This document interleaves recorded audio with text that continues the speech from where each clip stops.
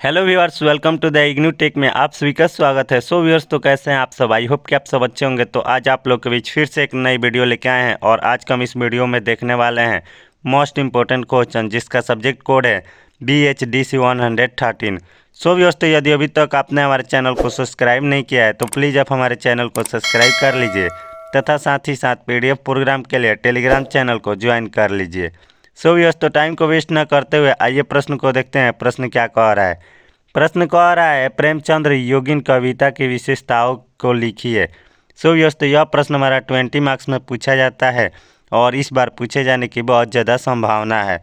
तो आइए देखते हैं हम इसको उत्तर में कैसे लिखेंगे। आगे उत्तर का हेडिंग डाल के लिखेंगे, प्रेमचंद्र 1880 से 1936 से हिंदी साहित्य के एक महान उपन्यासकार और कहानीकार थे, लेकिन उनकी रचनाओं में कविता का भी महत्वपूर्ण स्थान है। प्रेमचंद्र योगिन कविता अपनी विशिष्ट विशेषताओं के लिए जानी जाती है। फिर आगे पैराग्राफ चेंज करके लिखेंगे, इनकी कुछ महत्वपूर्ण विशेषताएं इस प्रकार है। फिर आगे नंबर 1 पॉइंट में लिखेंगे यथार्थवाद। इसमें हमें इस प्रकार से लिखना है, प्रेमचंद्र योगिन कविता में अर्थवाद की झलक स्पष्ट रूप से देखी जा सकती है। कवि समाज के यथार्थ चित्रण करते हैं और आम आदमी के जीवन की कठिनाइयों और संघर्षों को उजागर करते हैं। फिर आगे नेक्स्ट पॉइंट में लिखेंगे सामाजिक चेतना। इसमें हमें इस प्रकार से लिखना है, प्रेमचंद्र योगिन कविता में सामाजिक चेतना का भी महत्वपूर्ण स्थान है। कवि समाज में व्याप्त कुरीतियों और बुराइयों की आलोचना करते हैं और सामाजिक सुधार का आह्वान करते हैं। फिर नेक्स्ट पॉइंट में लिखेंगे नंबर 3 में मानवतावाद। इसमें हमें इस प्रकार से लिखना है, प्रेमचंद्र योगिन कविता में मानवतावाद का स्वर भी प्रबल है। कवि मानव जीवन के मूल्यों और आदर्शों को महत्व देते हैं और सभी मनुष्यों के प्रति समानता और भाईचारे का संदेश देते हैं। फिर नेक्स्ट पॉइंट में लिखेंगे नंबर 4 में सरल भाषा। इसमें हमें इस प्रकार से लिखना है, प्रेमचंद्र योगिन कविता में सरल और सहज भाषा का प्रयोग किया गया है। कवि अपनी रचनाओं में आम बोलचाल की भाषा का प्रयोग करते हैं, जिससे उनकी कविताएं आम जनता तक आसानी से पहुंच पाती है। फिर नेक्स्ट पॉइंट में लिखेंगे नंबर 5 में भावनात्मकता।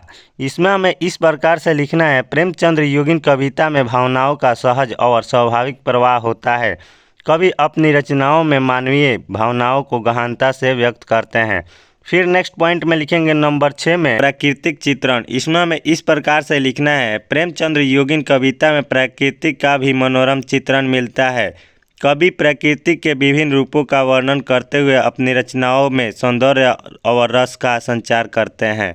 फिर नेक्स्ट पॉइंट में लिखेंगे नंबर 7 में विविधतापूर्ण विषय वस्तु। इसमें हमें इस प्रकार से लिखना है, प्रेमचंद्र योगिन कविता में प्रेम, जीवन, मृत्यु, प्राकृतिक, समाज, देशभक्ति, क्रांति आदि विभिन्न विषयों पर रचनाएं की गई है।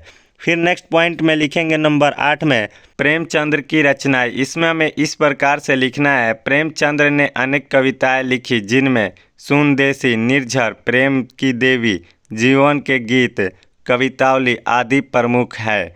सो व्यूअर्स, तो इस प्रकार से हम इस प्रश्न को हल करेंगे और यदि अभी तक आपने हमारे चैनल को सब्सक्राइब नहीं किया है तो प्लीज़ आप हमारे चैनल को सब्सक्राइब कर लीजिए तथा साथ ही साथ PDF प्रोग्राम के लिए टेलीग्राम चैनल को ज्वाइन कर लीजिए। जय हिंद। फिर मिलते हैं नेक्स्ट वीडियो में।